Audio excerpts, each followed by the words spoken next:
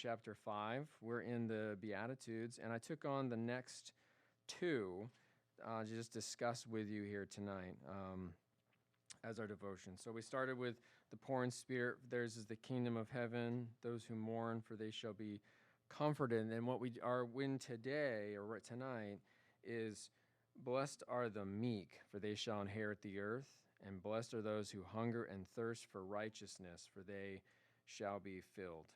And so I wanted to just discuss this with you guys briefly. So we have a weird concept of meekness when it comes to Americans and people in general. We think meek and we think of the word weak, but actually, and I like this definition of biblical meekness. I want to share it with you. It says, biblical meekness is not weakness, but rather refers to exercising God's strength under his control, demonstrating power without undue harshness.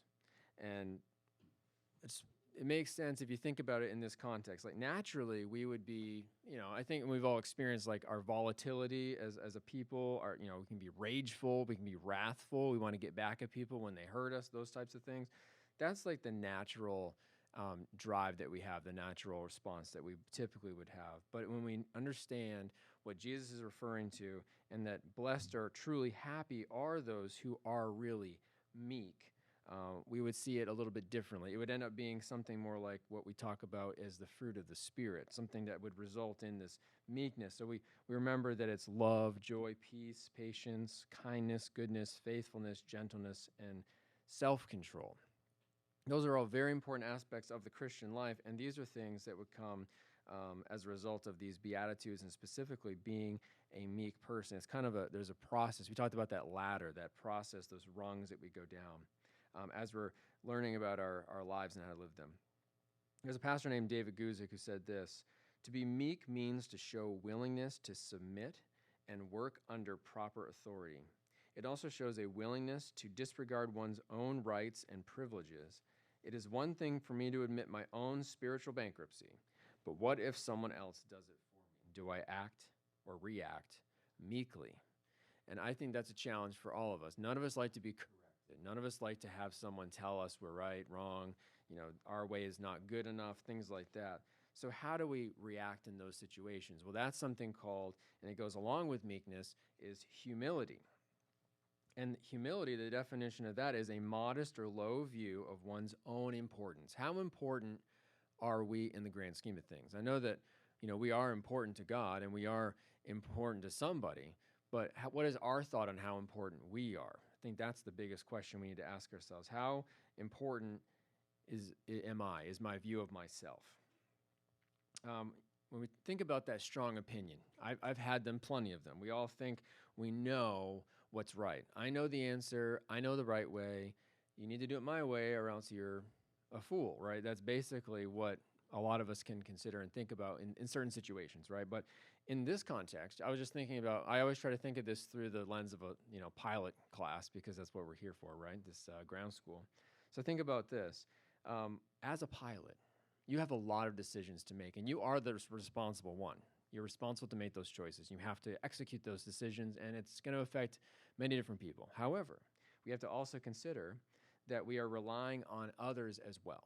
There's other people like, in the movies and, we all know that there's the ground control people and the tower. And call the tower and tell them we're coming in, whatever. Whatever that really looks like, we might learn that later. But you know what I'm saying? Like, there are other people involved in all these different aspects. And in your life, it's the same way. There are other people involved that are needing to be engaged in that, and you need to hear them.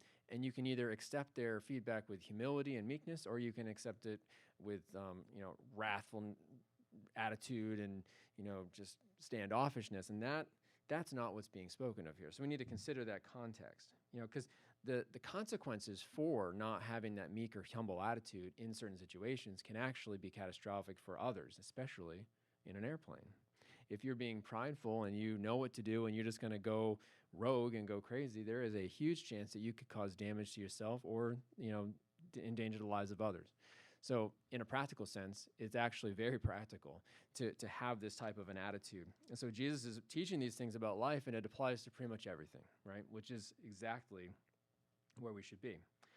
I wanted to share with you James. The book of James is an excellent book. James chapter 3, verses 13 through 18 say this. Who is wise and understanding among you? Let him show by good conduct that his works are done in meekness of wisdom. But if you have bitter envy and self-seeking in your hearts, do not boast and lie against the truth. This wisdom does not descend from above, but is earthly, sensual, demonic. For where envy and self-seeking exist, confusion and every evil thing are there. But the wisdom that is from above is first pure, then peaceable, gentle, willing to yield, full of mercy and good fruits, without partiality and without hypocrisy. Now the fruit of righteousness is sown in peace by those who make peace. And we'll get into being a peacemaker at another day.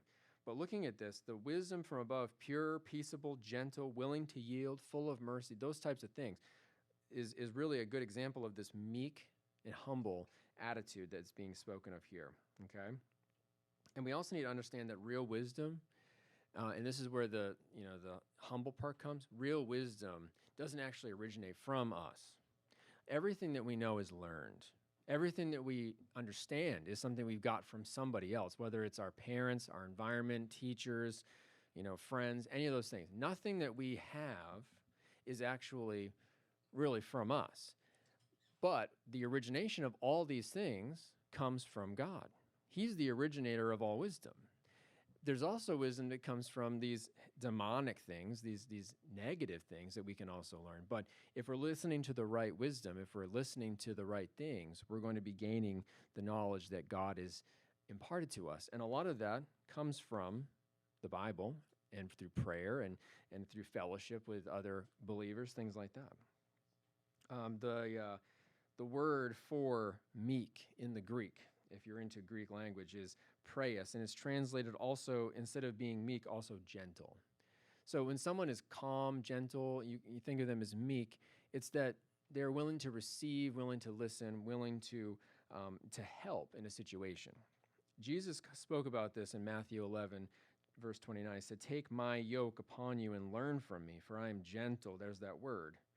He's gentle and lowly in heart, and you will find rest for your souls. He's a teacher that's not about to give you a hard time for wanting to learn.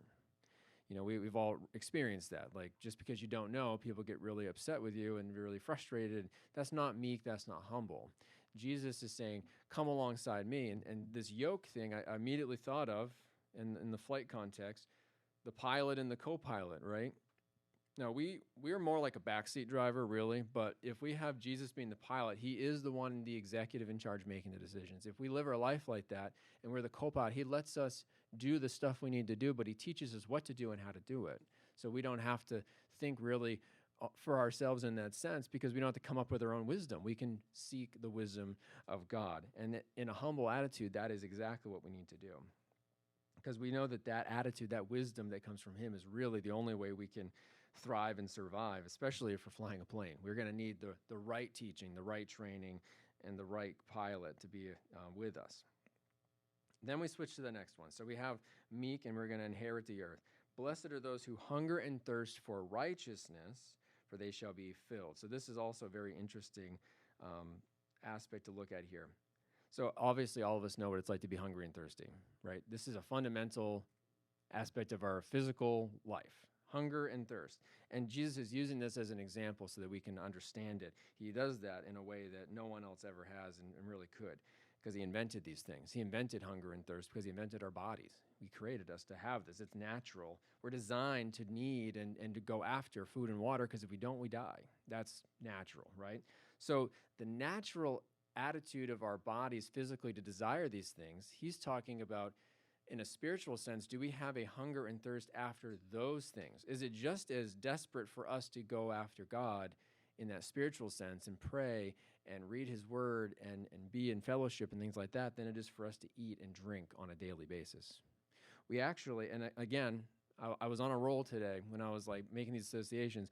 We can get in the autopilot mode when it comes to a lot of things, especially food. We'll just start eating. We're not even hungry. We know we have resources to get water. We just do it all the time. So we're pretty, sheltered from these things, hungering and thirsting.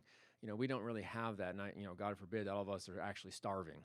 whenever kids say I'm starving, I just cringe. But, none of us really understand, hopefully, what it's like to be starving or so dehydrated that you're on the verge of death, like 3 or 4 days, whatever it takes, because we're mostly water.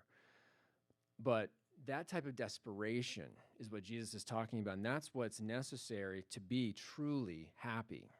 Happiness isn't about what the world says. It's not what the world is talking about. Happiness doesn't come through money. It doesn't come through, some other things that the world says are great that we won't get into in this context, in this class. But just consider that. The art of getting food and drink for yourself should be just as natural for your spiritual life.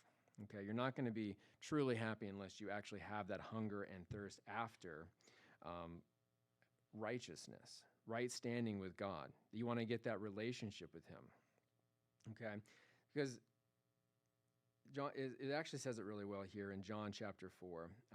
Jesus had a conversation with a woman at a well talking about water, just to kind of be practical, just like he is here in this beatitude here. He said in John chapter 4, verse 10, he answered this woman who's at a well talking about this, said, if you knew the gift of God and who it is that says to you, give me a drink, you would have asked him, and he would have given you living water.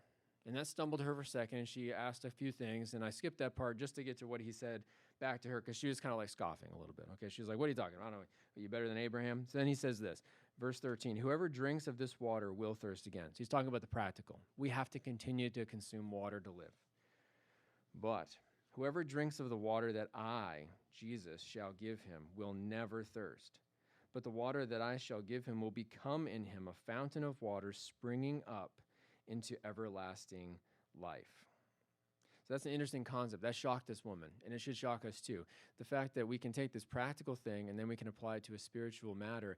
Jesus has something to give us that's going to create an ongoing satisfaction, something that is beyond what we can even comprehend in the physical realm. And it's an interesting thought because we're all so physical all the time. We have to be. It's part of how we're programmed right now. But thinking about and adding on to our life the spiritual aspect, thinking about this, okay? It says here, they hunger and thirst, they shall be filled. I just wanted to mention this word filled because it's very interesting. I'm not going to pronounce the Greek word for filled because I can't, but what I can tell you is what other words is translated to and what it means. It actually gives the implication here of to feeding, satisfy, fatten, or even gorge. It's not like filled like, oh, I kind of filled it a little bit. I put a little, I ate some. I didn't, This is like you're filled up, not glutted. I'm not going to say glutted, but you're filled up. You're being satisfied. Okay, and so we do have to want that satisfaction. We have to go after it a little bit in order to receive it. Okay, and the only way I could explain it, it's like food, but it's not like food. So if you've ever flown an airplane, some of us have here, it's something that is just I haven't, but it's an experience that you can't explain unless you experience it for yourself, to be in control of that aircraft and to do flying. I would liken it to riding a motorcycle. To me, that's something that you have to experience to understand. You can't understand it without doing it for yourself. You can try, you can kind of get it, but you're not really going to understand it unless you experience it for yourself. And in the same way, you can't truly appreciate the relationship that someone has with Jesus unless you have it for yourself. You have to live that out for yourself. And the invitation is open there, and he's showing us how much we can go after it and how even easy it is. He literally said in John 4, he'll give it to you if you ask for it. It'll be living water that'll continue on. It'll never go away. It's something you can always rely on. You don't have to go searching for the water. It's always going to be there in the spiritual sense. He's not saying you're going to have an undrainable cup. That's, you know what I'm saying.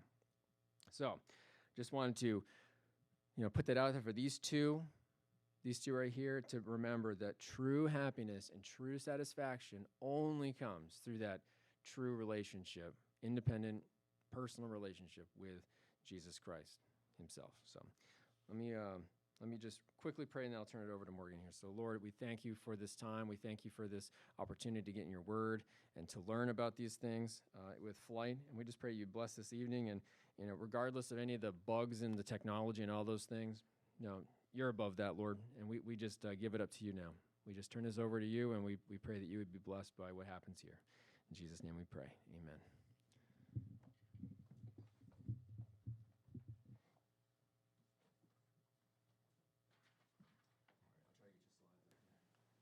Is the microphone, is it working? I'm gonna mess around. I mean, it works. Sorry. Okay. Sorry. Okay. I can hear it. Okay, cool.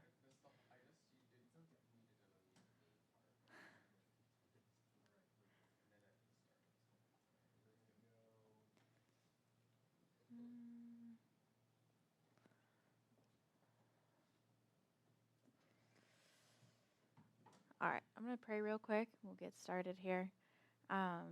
Lord, thank you for this evening. Thank you for helping the microphone and everything get working. Just ask that you would bless our time together and be with us tonight. That would be a sweet time. In Jesus' name, amen. Cool. So we're going to start with last week we talked about aircraft systems and some of that. So now we're going to transition into some aircraft instruments. So I've got a few videos for you tonight, and it's going to be kind of question and answer like we did last week. So I'd love to have you guys interact tonight as well. So let's go ahead and watch the first, I think there's 3 videos here to start us out. Magnetic compass. The magnetic compass is one of the oldest instruments installed in an airplane, and in many older aircraft, it's the only direction-seeking instrument. The compass is a self-contained instrument and does not require electricity or any other mechanism to work. To determine direction, the compass uses a simple set of 2 magnets, each with 2 poles. The magnets are mounted to a float, so they pivot freely and align with the Earth's magnetic field. Aircraft compasses are considered wet compasses because their cases are filled with liquid, in this case, kerosene. The liquid also helps to stabilize the magnets and keep them from rocking around too much, especially when the aircraft encounters turbulence. Attached to the float is a compass card which labels all 360 degrees of heading for the pilot to reference. Similar to the heading indicator, the last 0 digit has been removed from the label. To coincide with the card is a reference line called a lubber line, positioned in the center of the window so the pilot knows specifically what heading they are flying. You may notice that the compass card looks backwards. In fact, if you compare the compass to the heading indicator, you'll notice that they turn in opposite directions. This is because when you're looking at the compass, you're actually looking at the back side of the instrument, so everything must be reversed. If we start on a heading of north, you can see on the right side the heading 330. Instinct may tell you to turn right to get to that heading, but actually you would need to turn left. As we know, the Earth rotates around the axis formed by the North and South poles. However, this is not the same axis that magnets line up with. Another axis is formed by the magnetic North and South poles. Lines of magnetic force flow out of each pole in all directions and eventually return to the opposite pole. These are the lines that magnets will align with. The angular difference between true and magnetic poles is referred to as variation. Since most aviation charts are orientated to true north and the aircraft compass is orientated to magnetic north, you must convert a true direction to a magnetic direction. The amount of variation you need to apply is dependent upon your location on the Earth's surface. To find what the variation is at any point, you can reference the isogonic lines on a sectional chart. To coincide with variation, we have another error we must take into account as pilots. This error is called deviation. Deviation refers to a compass error which occurs due to disturbances from other magnetic and electrical objects within the airplane itself. Although it cannot be completely eliminated, deviation error can be minimized by tweaking the compensating magnets located within the compass housing. Whatever error cannot be removed will be recorded onto a chart called a compass correction card, which is mounted near the compass for the pilot to reference. On the top half of the card, you find what heading you want to fly, and then look at the bottom half of the heading you should fly to achieve that desired heading. After correcting for variation, the pilot should then correct for deviation to get a more accurate heading to fly. Although you can correct for variation and deviation, the compass is still susceptible to other types of errors which, although predictable, can make it difficult to use. Events such as turbulence, turning, or accelerating can make the compass temporarily inaccurate or even unusable. The compass is normally used as a backup source of heading information, while the gyroscopic heading indicator is used as the primary heading reference. If your heading indicator fails and you understand the limitation of the magnetic compass, you should be able to navigate properly. When you are referring to a compass for heading information, remember that it is accurate only when your airplane is in smooth air and in straight and level, unaccelerated flight.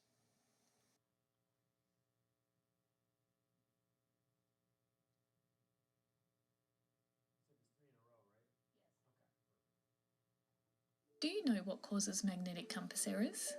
Let's see if we can help you out. A magnetic compass is composed of a magnet that is attached to a float and a circular compass card that displays your heading in degrees.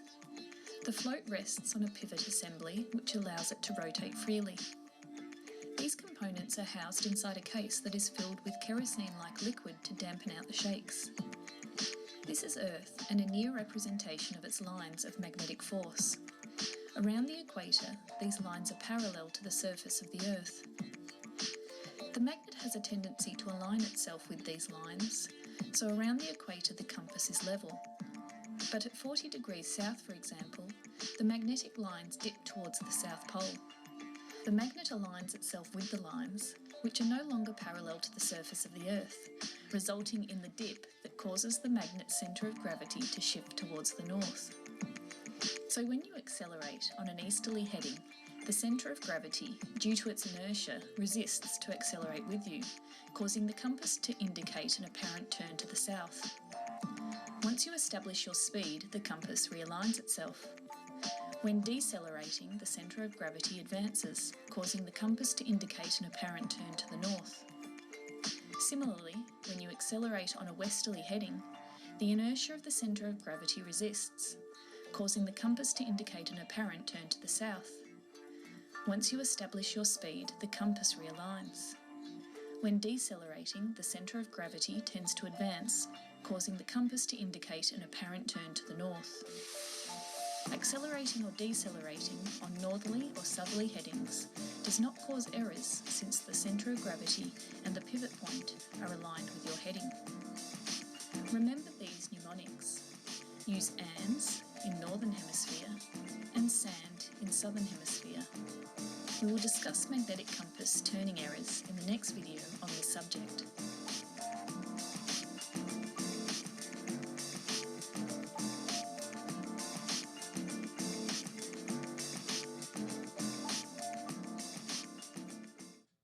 Do you know?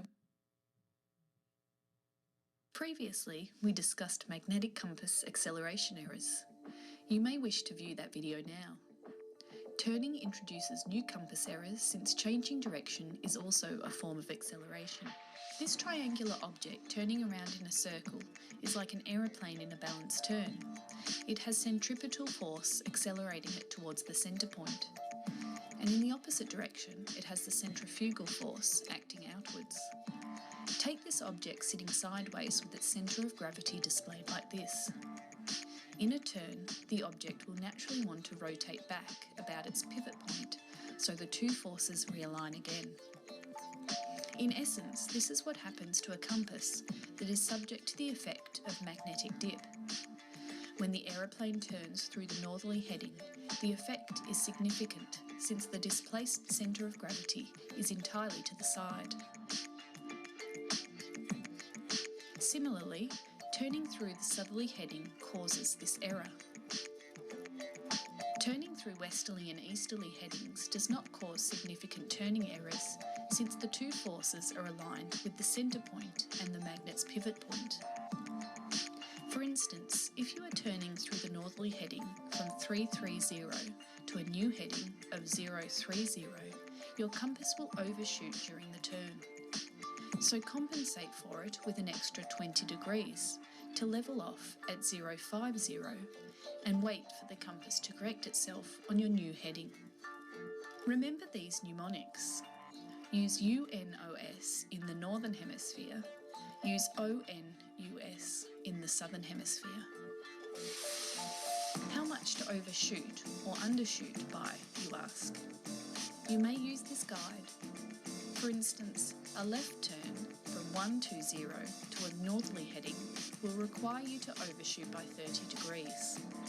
So level off at a 330 and wait for the compass to correct itself on your new heading.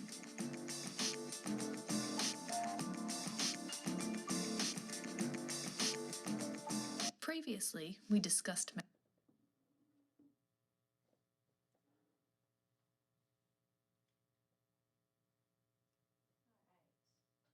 So the first instrument we're going to talk about, as you guys might be able to guess, is the magnetic compass. And this is the most basic kind of instrument that we have. Has everybody used a compass before? Just at all? Yeah. Okay, good. So you guys have an understanding of what it's like, what it works, how it works. So the purpose of a magnetic compass, what is the purpose of a magnetic compass? Yeah. To show which direction you are going. Right. Based on magnetic north. So it uses the Earth's magnetism to tell us whether we're going east or west or north or south or whatever. And the videos talked about 4 different errors. So can anyone remember one or more of those 4 errors of a magnetic compass? Deviation and variation. Yep, variation and deviation, very good. Anybody, can anyone remember the other 2?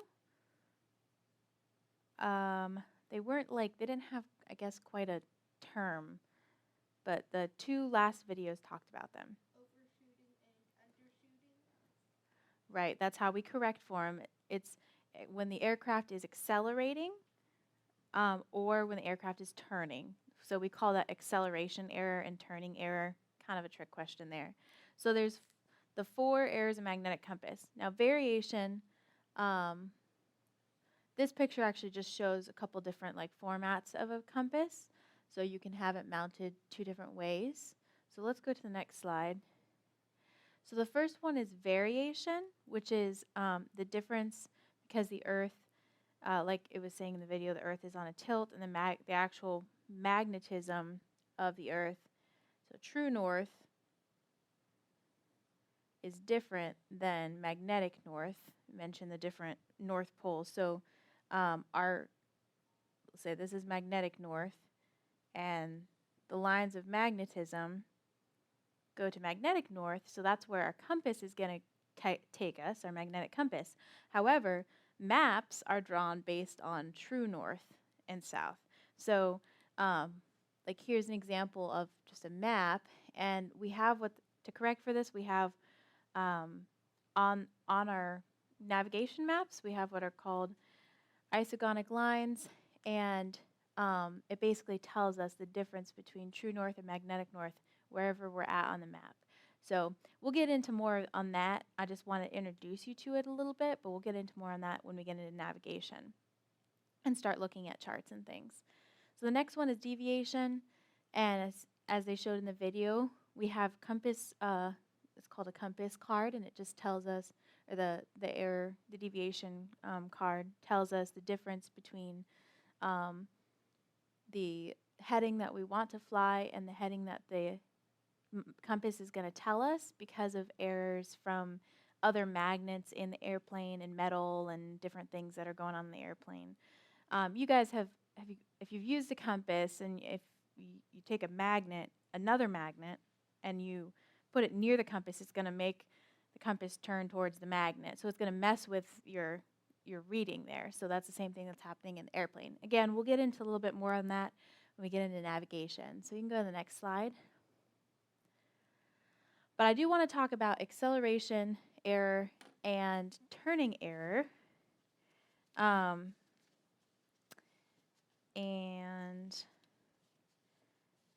in the video, she mentioned some acronyms or mnemonics. And for acceleration error, the mnemonic we use is accelerate north, decelerate south. I guess I don't have to write it out because I have it right there. So accelerate north, or acceleration north, deceleration south. So this is just a way to remember when you are accelerating or speeding up. So if you're flying along and you decide you want to go faster, you accelerate. The compass is going to show a turn to the north, even though you aren't turning toward the north.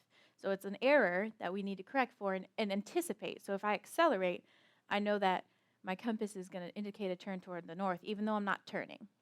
So acceleration, north.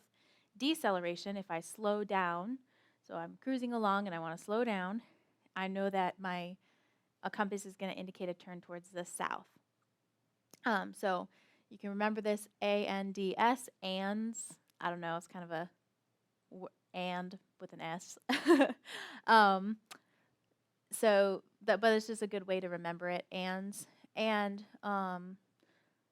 that's our acceleration error. You can go to the next slide. Then we have turning error, and the acronym here is undershoot north, overshoot south, or UNOs, like the game Uno, with an S.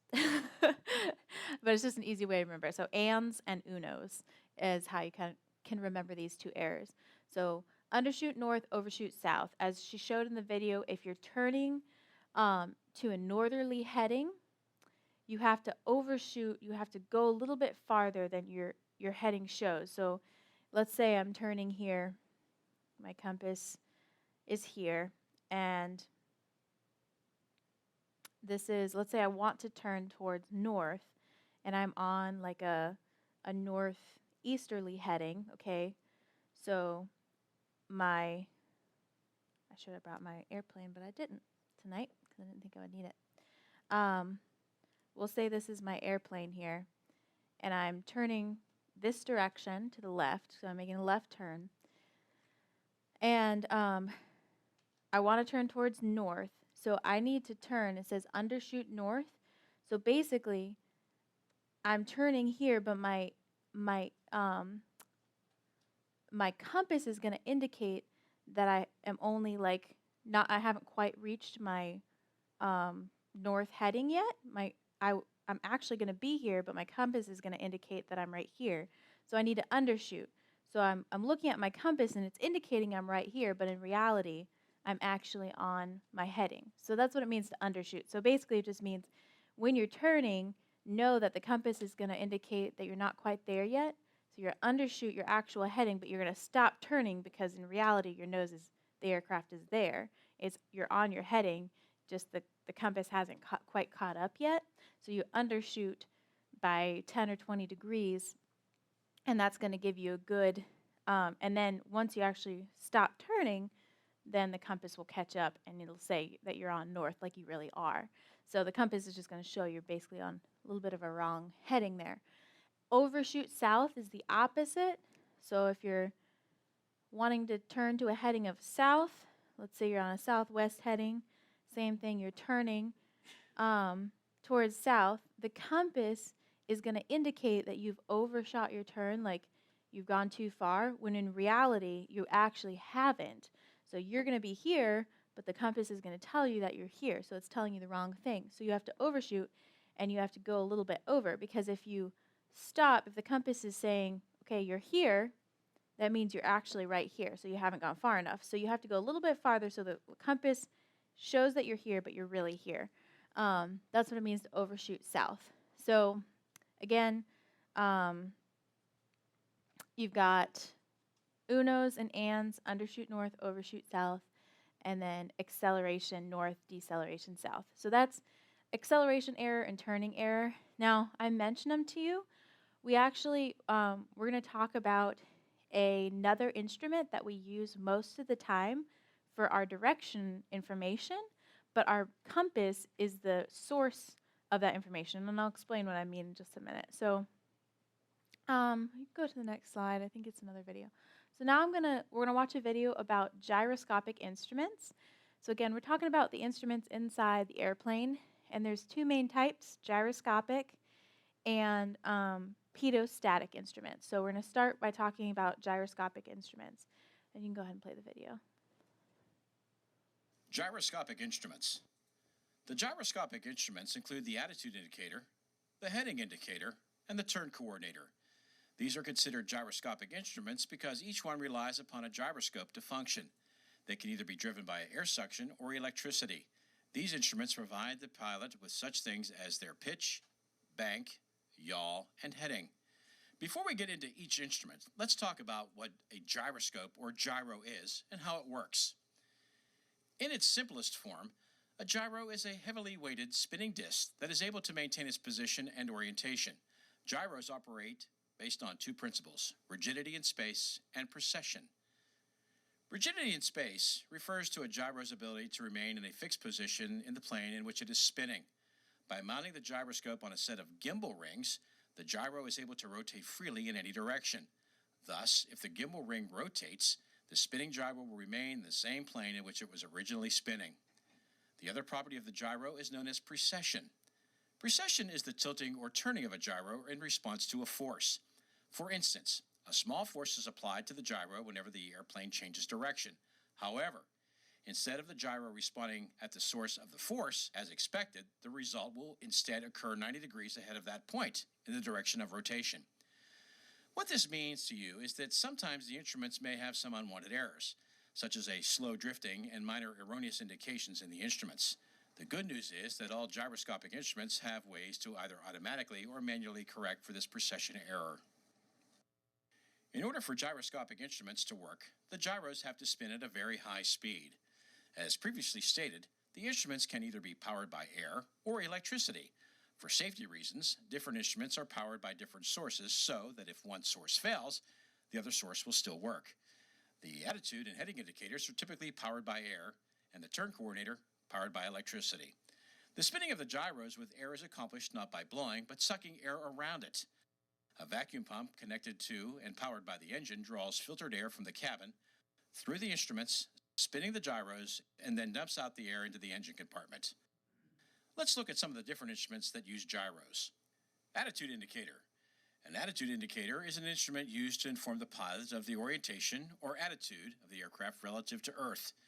It indicates pitch, which is the fore and aft tilt, and bank or roll, which is the side-to-side tilt. Through the use of an artificial horizon and miniature airplane, the instrument depicts the position of the airplane in relation to the true horizon. This is especially useful when the natural horizon is obscured by clouds, the visibility is poor, or when flying at night. Along the outer rim are tick marks to indicate bank at the 0, 10, 20, 30, 60, and 90 degrees angles of bank. Degrees of pitch are located both above and below the artificial horizon in either 5 or 10 degree increments. At the top of the instrument is a small triangle that points to the correct bank angle the plane is in.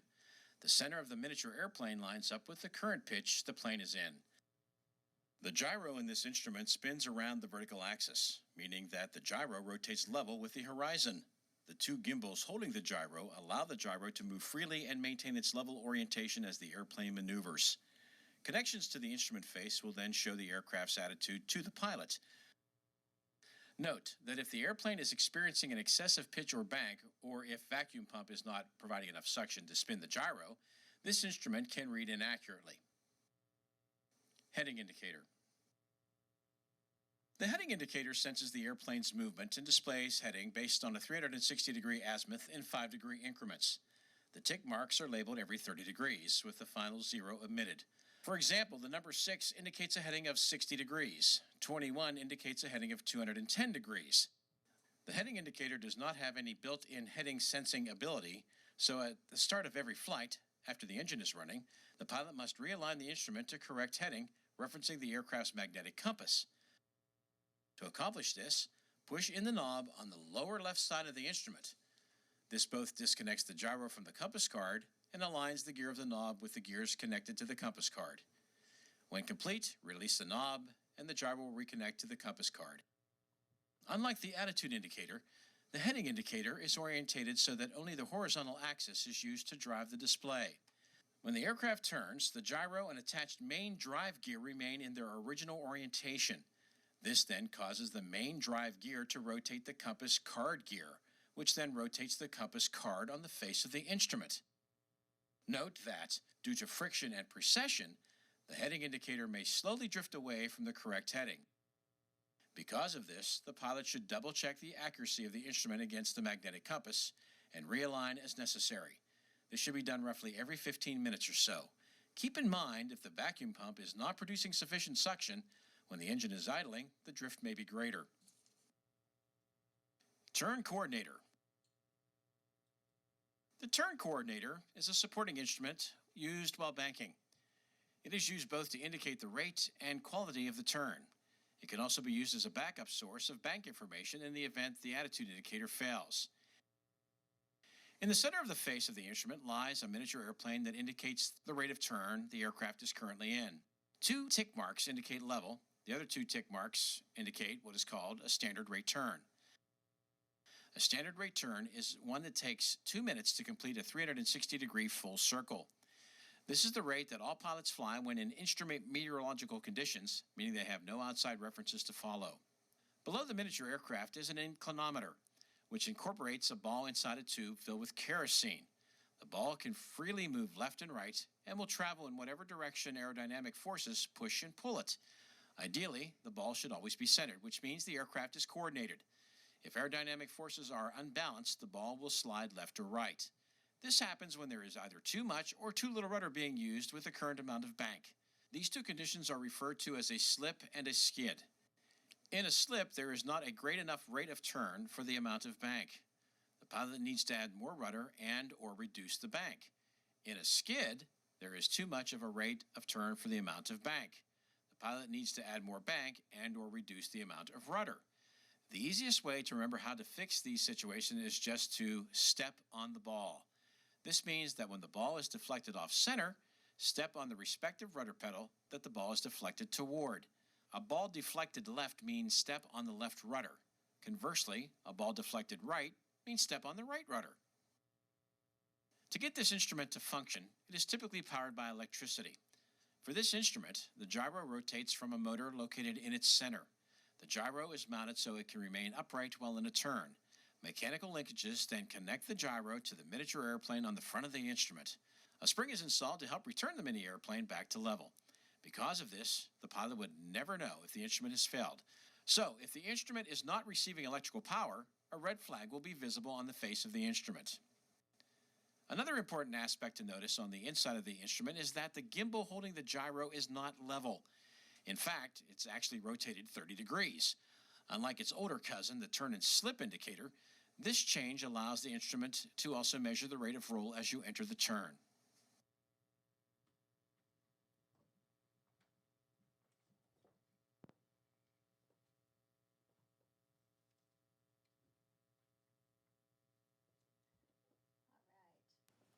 Am I coming through? Okay.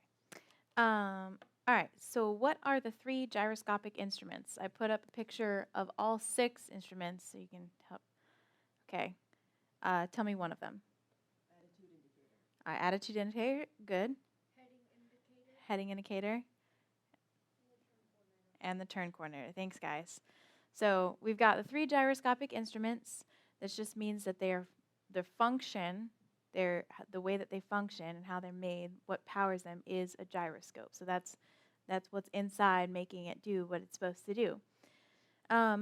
So let's just talk about rigidity in space. Does anyone remember what the video said about rigidity in space and what that means? 7? That even if stuff around it moves, it'll stay the same. Keep doing what it's doing, keep turning the same way, even if everything else moves. Right. So if you have something spinning, a gyroscope basically, and and it's able to like move freely, and you move the outside case or whatever, but it's able to move freely in regards to whatever's holding it. The actual spinning gyroscope will just stay in the same plane that it's spinning.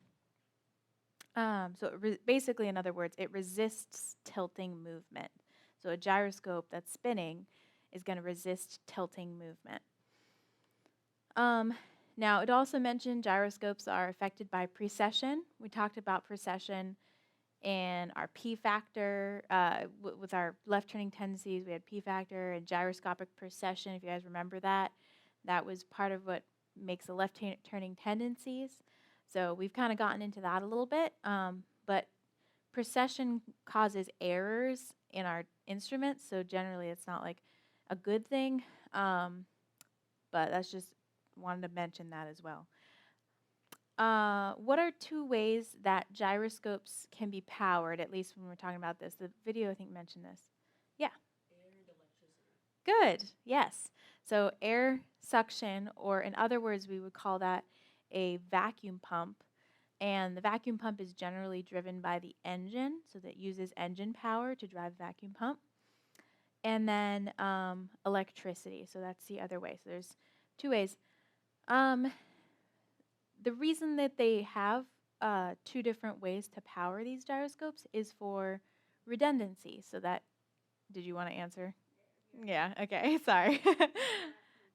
I should have asked it as a question, but it's for redundancy to keep the, so if the vacuum pump failed, you would still have electricity, or if electricity failed, you would still have the vacuum pump kind of thing. Okay, here's an extra credit question. It wasn't totally made clear in any of the videos, but what is the difference between a heading indicator, or the directional gyro, and a magnetic compass? Heading indicator doesn't automatically correct itself. You have to manually set it to what your magnetic compass says. Very good. So the heading indicator doesn't actually know which direction north is. It only knows what you've set it to. So we have to set it and align it with the magnetic compass. So that's why we have both in the aircraft, because the magnetic compass, as we just learned, has some errors. When you're flying along, if you're accelerating or climbing, or accelerating or turning, there's errors involved, and plus the other errors that we talked about. So it's not the most, it's reliable in the sense that it always points to magnetic north, sort of, but we know that it has some errors. So it's not the most practical thing to use, because we'd have to be like, every time we're in a turn, we're like, oh, it's not quite the right way. And so in order to fix that problem, we have the heading indicator, which when we're in straight, level flight, not turning, not accelerating, we can look at our magnetic compass, which at that point we know is pretty accurate because we're not in a turn and we're not accelerating or decelerating.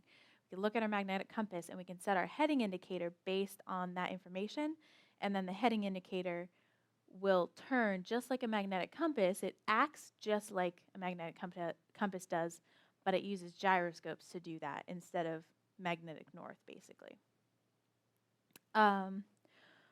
Okay, what instrument tells the pilot whether the airplane is in a slip, skid, or coordinated flight? We've talked about this a little bit, so can anybody remember? Turn coordinator. There, go ahead. Turn coordinator. Yep. Turn coordinator or inclinometer, either one of those works. Good. Okay. Let's, I think, go to the next. Okay, so here's the gyroscope. I forgot I had added these slides in. So you've got the gyroscope has a tendency, rigidity in space has a tendency to stay on the same plane. And then, of course, precession, if you go to the next slide.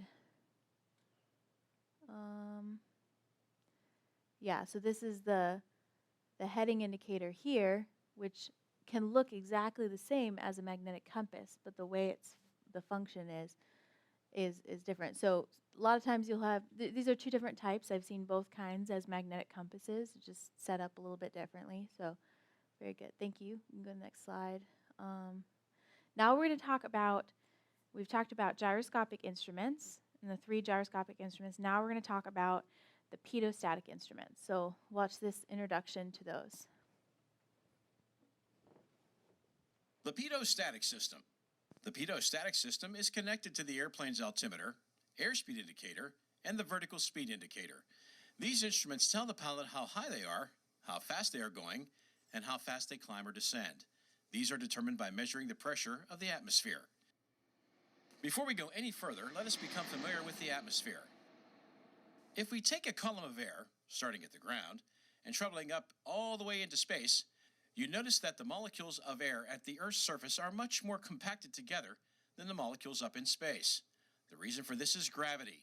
Since air is matter, it has weight. So, all the air molecules at the top of the column are pushing down on the molecules below them, which compresses them. This compression results in a higher pressure at sea level compared to the pressure on top of a mountain.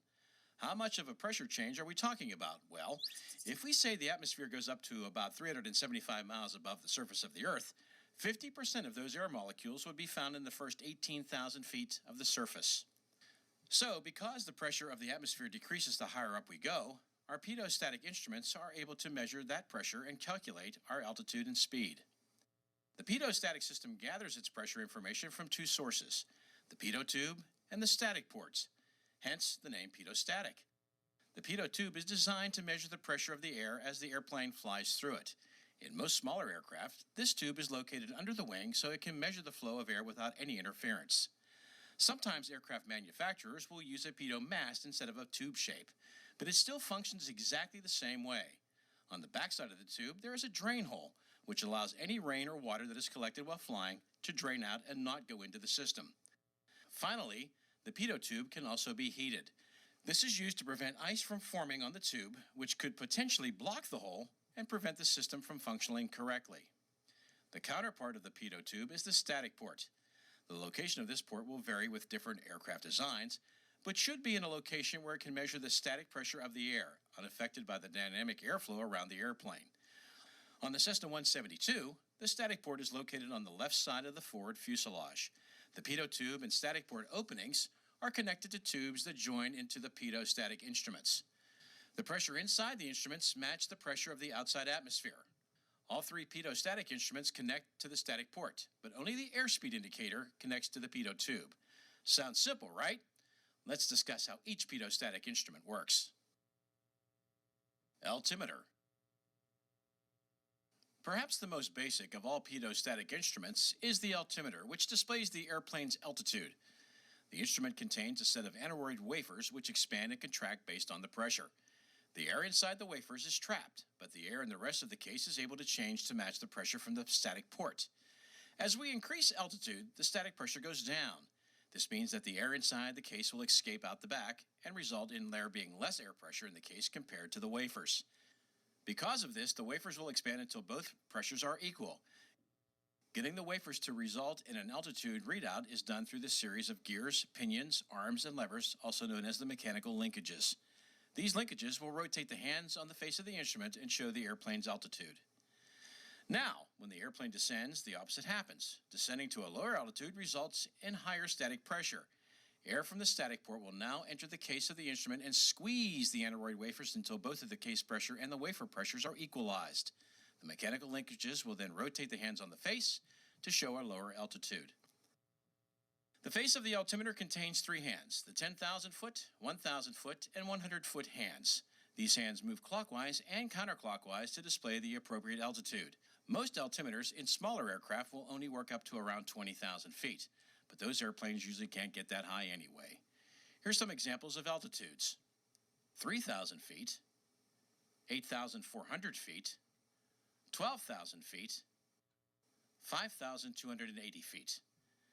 This altimeter is actually called a sensitive altimeter, not because you have to hug it every once in a while, but because it can be adjusted for the current atmospheric pressure. Because the pressure at any given point on the Earth never stays the same, altimeters would always read incorrectly. Fortunately, pilots can correct this issue.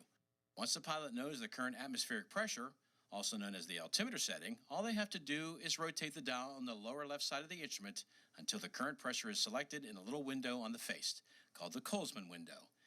This then realigns the gears inside and the instrument reads accurately.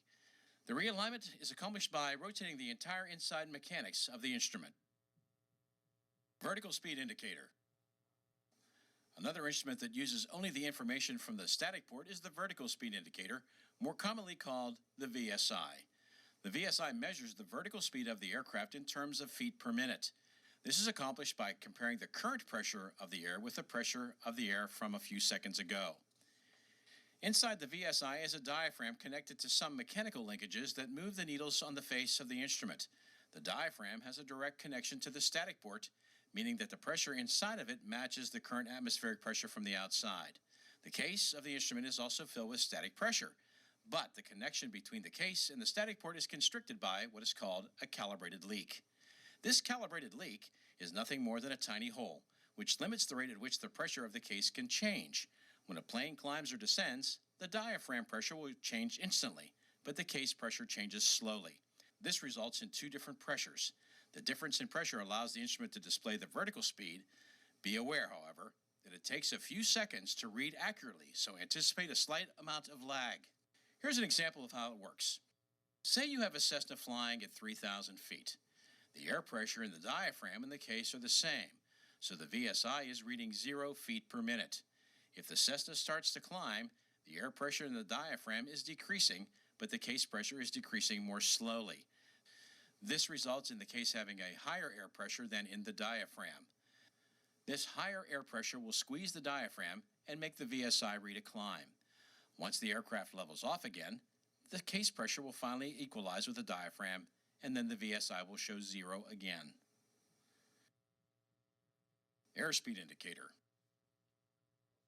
The airspeed indicator is the only pitot-static instrument that uses both input from the static port and the pitot tube. The pitot tube is used to measure what's called ram pressure.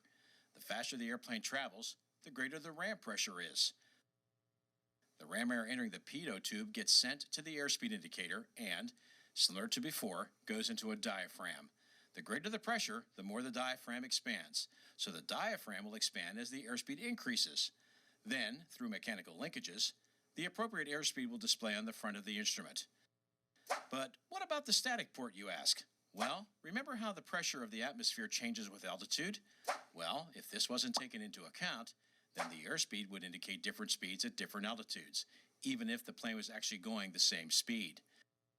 To fix this, the static port connects and fills the case surrounding the diaphragm with static air.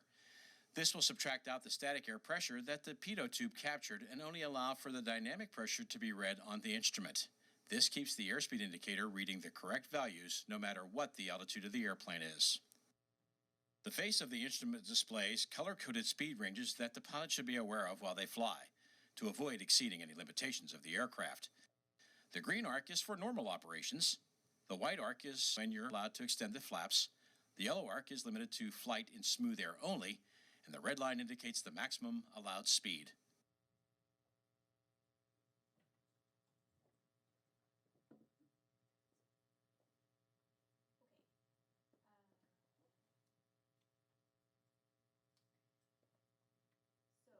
Well, does air pressure change with altitude? Yes. Okay, so what does it increase or does it decrease with altitude? It's okay. It decreases, right. So what two pieces of equipment on the airplane measure air pressure?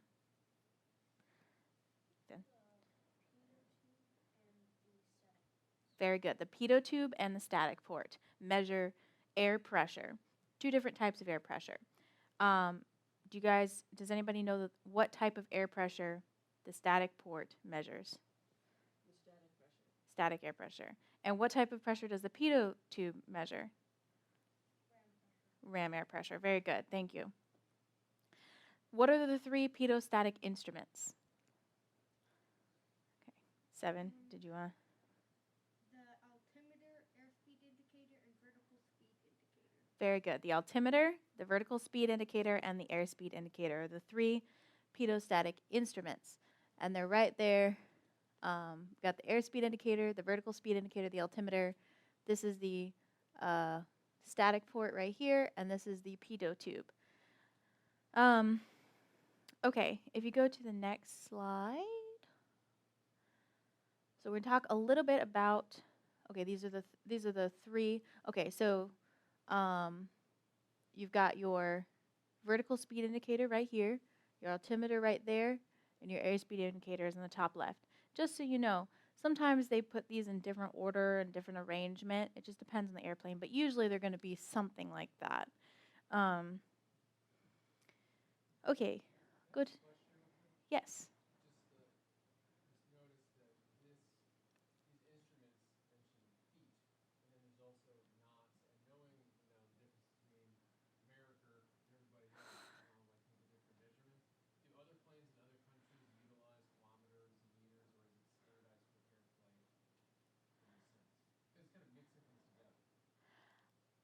I think in other countries they do use other measurements. I'm not 100% sure.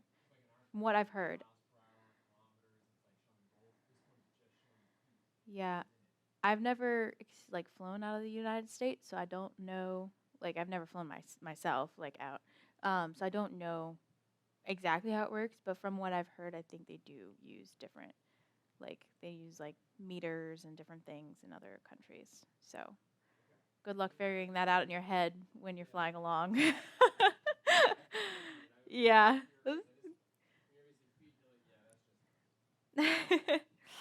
um, okay, you can go to the next slide.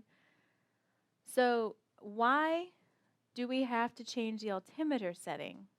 This is kind of like a little bit of a reading between the lines a little bit. The video didn't quite spell this out for us. So why do we have to change the altimeter setting? Does anybody have a guess? Or, yep. Because the different air pressure will mean that it would read differently. You have to adjust it. Yeah, very good. So basically what's happening is the altimeter is designed to read air pressure, your static air pressure, and it's calibrated, so like it's calibrated for standard air pressure. So there's like they took the average of all the air pressure in the world and they made like a standard, and we know that that standard is 29.902 inches of mercury.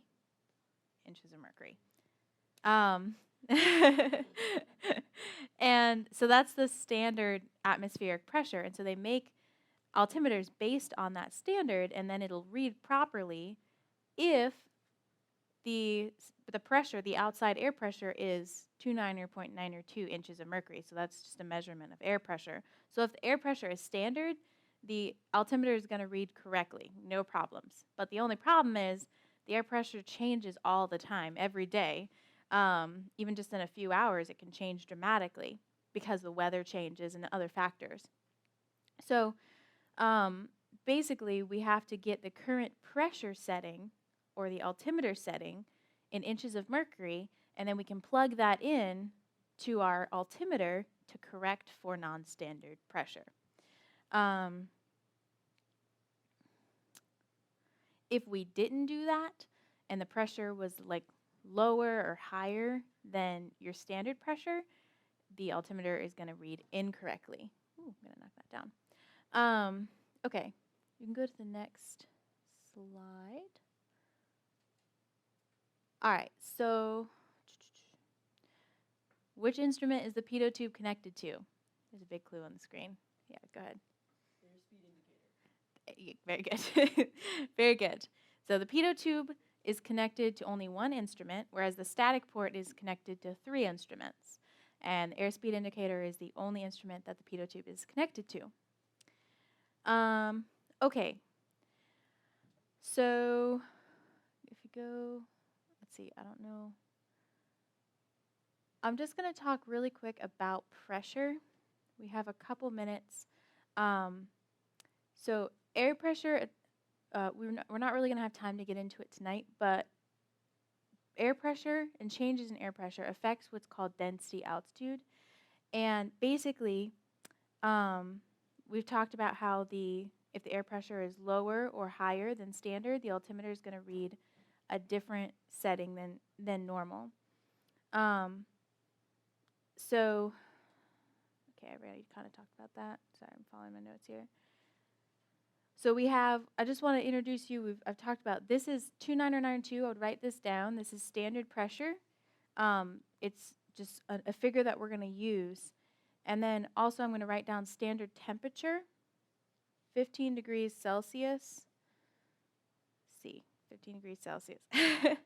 And 59 degrees Fahrenheit. 9 degrees Fahrenheit is your standard temperature. I would just note those down.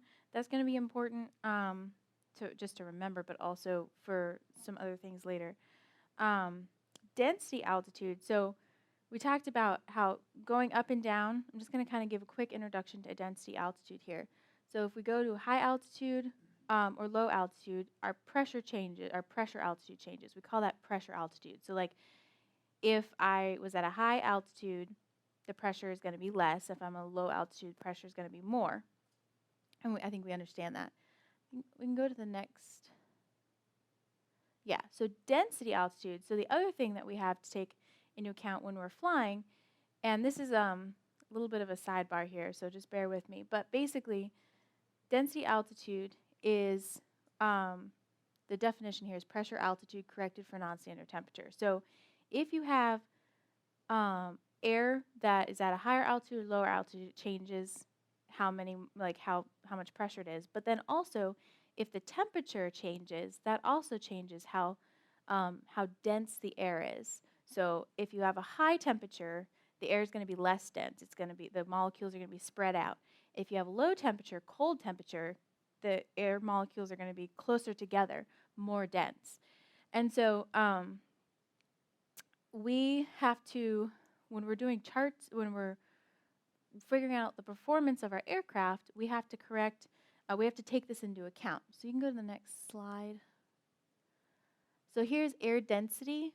So this is more dense air, and you're going to have more dense air will be if you have like colder temperatures, low altitude, you're closer to the ground, you're going to have more dense air.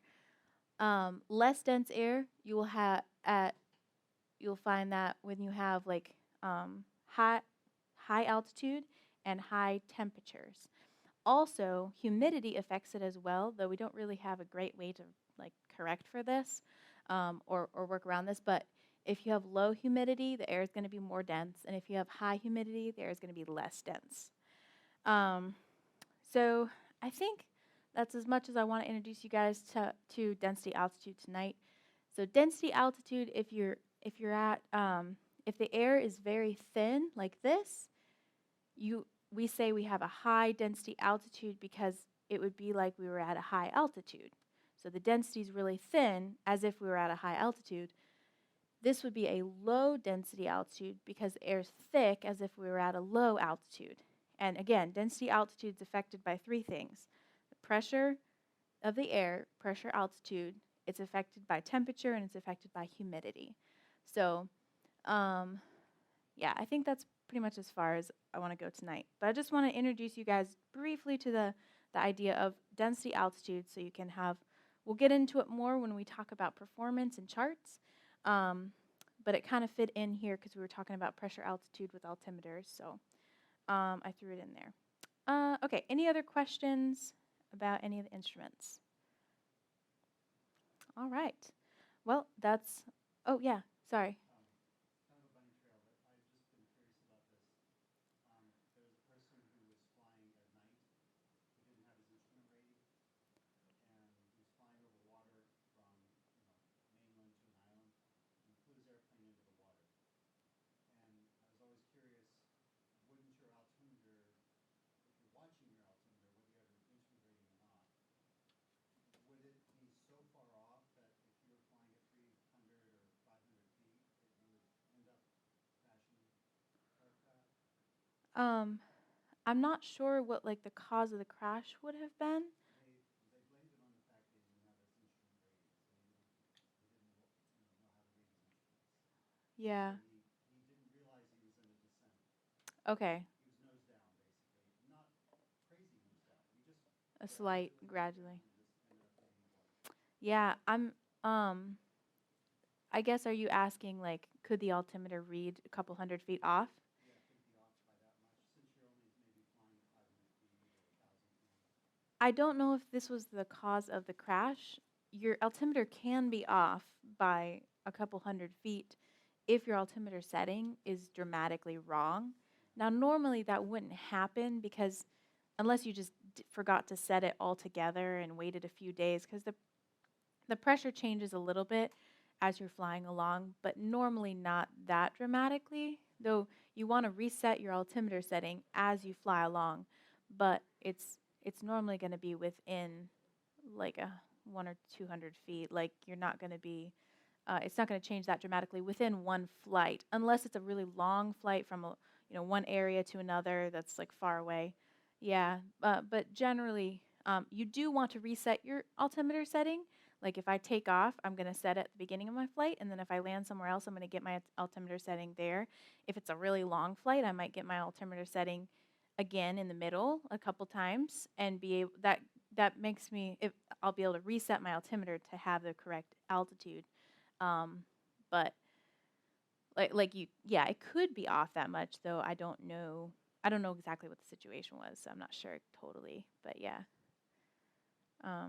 It would probably in that situation have been if he didn't set it at all, and it was like an ultim, yeah, or like he didn't set it and it was like set for 5 days ago. You know, some crazy pressure change may have, you know what I mean? So like it would have to be kind of a dramatic change, I think, from what I'm understanding, but I don't know 100% because I don't know all the details there. But yeah, any other questions? Thing. All right. Well, you guys are dismissed. Thank you all for coming out tonight.